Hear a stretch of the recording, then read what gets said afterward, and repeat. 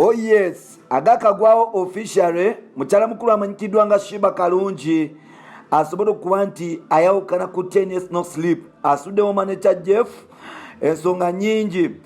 Sheebah ennyumba ye yalitwalibwa Jeff Kiwa. Wetwogerera Jeff Kiwa yagezaako okuba nti atwala ennyumba ya Sheebah olutalo lwatandika last year.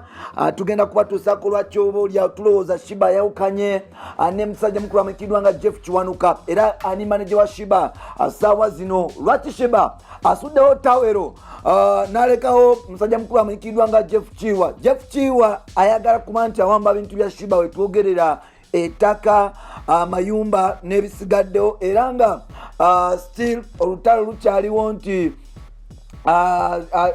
Sheebah bamugana okugenda ewa Palaso okugezaako okuba nti banyumya naye ate wetwogerera Sheebah ne Palaso bandikaddamu okuba nti bakola sisitimu y'emu mpola mpola. Jeff Kiwa akombye kwerima ayagala nyumba ya Sheebah n'ettaka. Tugenda kuba nti tubituusako right about now osobola okuba nti obimanya mpola mpola. Tukwaniriza ku mukutu gwaffe omuganzi okumanyikiddwa nga Uganda Mukamooli amanya n'eddoboozi bamutantambi Jimso number rich boy ya Maxud Junior made in Uganda. Webale kuba nti otambula naffe, webale kuba nti otwagala, webale kuba nti obeerawo ever. Anogamba nti ngenda kutambula ne rich boy. Yes, I know things are moving bad. Kusajja TNS no sleep. Musajja mukulu amanyikiddwa nga Jeff Kiwa. Sheebah yasobodde okuba nti ava mu team no sleep officially.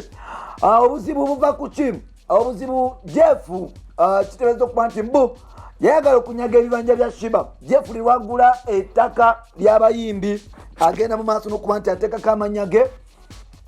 Era agenda mu maaso n'okuba nti oba oliawo ebintu babigulamu Jeff and Sheebah nga bwe kyali ku Good Life nti Jeff balwanira Neverland eyo ennyumba ya Red and Weasel baradio ne bamukuba nnyo embigo. Last year twakitegerako nti Jeff Kiwa yali ayagala kutwala ennyumba ya Sheebah ey'emunyonyo neya Saidi yamulimba nti nakugulidde ettaka ebusaabala ne Wakiso ng'agezaako okuzimba. Jeff n'agenda mu maaso n'okuba nti obaoliawo ate akwata ebintu ebyo n'abiteeka mu manya ge nga Sheebah tamanyi.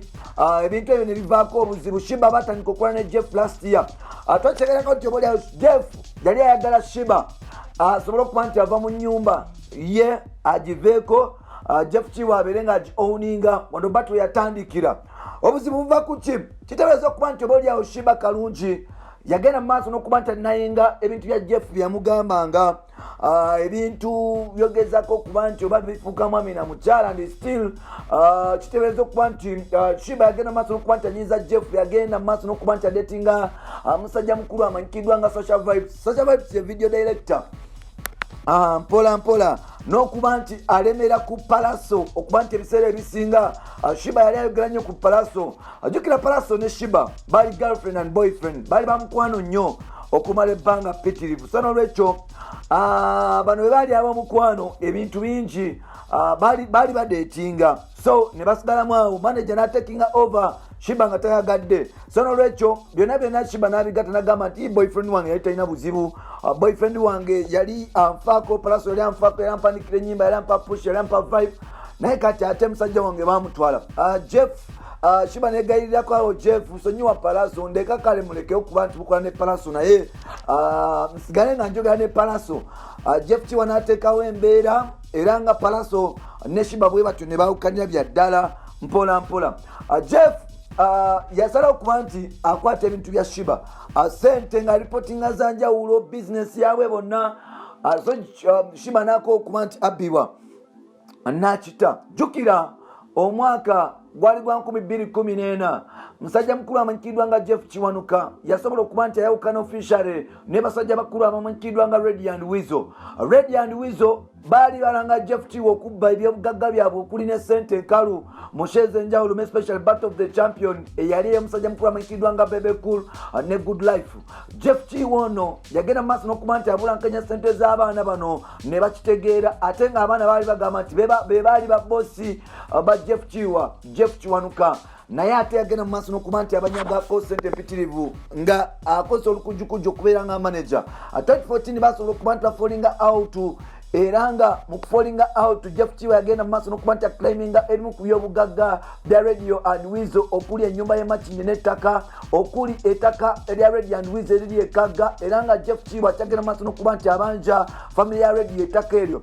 Jeff Chiwa still yagenda mu maaso n'okuba nti abanja Radio and Weasel ennyumba ezaali ez'entebe ng'agamba nti obaoliawo bagulanga byonna ebintu Jeff bye yakolanga yabiteekanga mu mannya ga Good Life because by that time Good Life yaliko ba CEO basatu Jeff Chiwa Radio and Weasel Radio Setsibogo ne Weasel Manizo Douglas Seguya bebali ba CEO. Musajja mukulu ng'agula ebintu mu mannya ga Good Life ebitonotono ate ebingi ebyobugagga ebinyina biteeka mu mannya ge nga bakyali be tebamanyi. Olwo olukujukuju yalukozesa nnyo okulaga abayimbi nti bakyali bonna n'ogenda maaso n'okuba nti oba oliawo alaga okuba nti abakwata obwongo okusigala nga abakumira mu bujega ne mu kibiina kya Good Life. Radio and Weasel bagenda maaso n'okuba nti bataminatinga contract n'okuba nti basakinga Jeff Chiwa nga banze okurealizinga nti ababba sente mpitirivu. Alanga Jeff Chiwa yakozesa chance y'okuba nti oba oliawo bamuguddemu okuyingira mu muyimbi yali omupya ennyo mu system ya Uganda nga yali ava mu America. Omuyimbi oyo bamuyita Palace kwekola ekibiina ekimanyikiddwa nga Team No Sleep kyajengibwamu ne Sheebah Karungi. Sheebah Karungi Palace bakola duo eyali ey'ettabu eyagezako okuba nti emenya ebitoke Uganda era nga batuka ekiseera nga Good Life kyagireeta we bakolera ennyimba nga Munongo Go Down Low nesigadde waawo mpola mpola.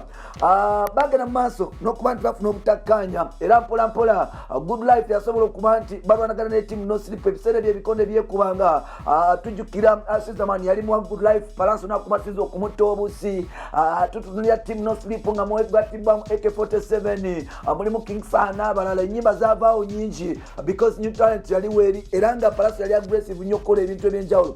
By 2016 okufa kwa AK47 kwajjawo kwaleeta enjawukana mu kibiina kya Team No Sleep era nga Palace yasobola okuba nti ava mu Team No Sleep n'agenda mu kibiina n'akola ekibiina kye ekimanyikiddwa nga Team Good Music era nga mu Team Good Music atandika okuba yatandika n'abaana nga Guned Official Kidima Fikfa Maika ne Kevin Kira ekibiina ekyo ne kivamu abayimbi ab'enjawulo.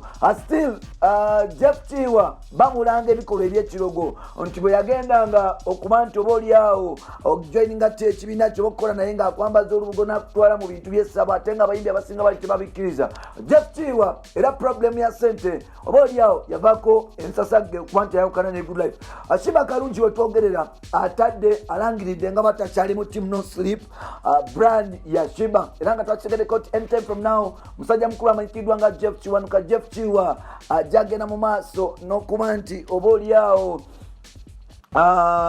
ajagenda mu maaso n'okuba nti atwanjulira omuyimbi omupya omulala anytime from now. Sheebah kati akola n'omuvubuka n'omusajja mukulu amanyikiddwa nga Budil Media oba Budil gayo bamuyitaani erinnya bamuyita Dirisa. Yes, Dirisa gwagenda maaso gwajagenda maaso n'okuba nti akola naye nannyini Budil Media era nga Dirisa abadde akola ne Jeff Chiwa mu Team No Sleep nga ye personal manager wa Sheebah yatambuza ennyimba yakola distribution n'ebisigaddewo. So n'olwekyo Jeff Chiwa bamusakinze Sheebah yasobodde okuba nti atambula naye ng'ate entabe eva ku byabugagga n'okuba nti obaoliawo Sheebah yagenda maaso n'okuba nti adetinga Sasha Vibes n'okuba nti atandika okuba nti abeera n'abasajja bangi. Jeff teyali obaoliawo tayagala n'agenda maaso n'okuba nti agibwako ebyobugagga. Jeff twogera atandika okuba nti aclaiming ebyobugagga bya Sheebah okuli ettaka ng'agamba nti ettaka lino balina odigabanamu ne Sheebah Karungi buli kyabugagga kya Sheebah balina okigabana babiri kubanga babikola babiri. Jeff Chiwa agamba nti ennyumba ya Sheebah nayo ajagalako kopi ennyumba eri emunyonyo ennyumba eri wali eri ewakiso n'ennyumba eri awalala. So byebyo ebya Sheebah Karungi nti kaweddemu Jeff Chiwa yasobodde okuba nti bawukana ne Sheebah tujja kutuusaako mu maaso awo nakitegereko nti balina kye baagala okuzimbaawo ne Palace mu maaso era anytime from now tuyinza okulaba Sheebah ng'akola ne Palace akayimba anogezaako okuba nti obaoliawo adda mu Team Good Music. So n'olwekyo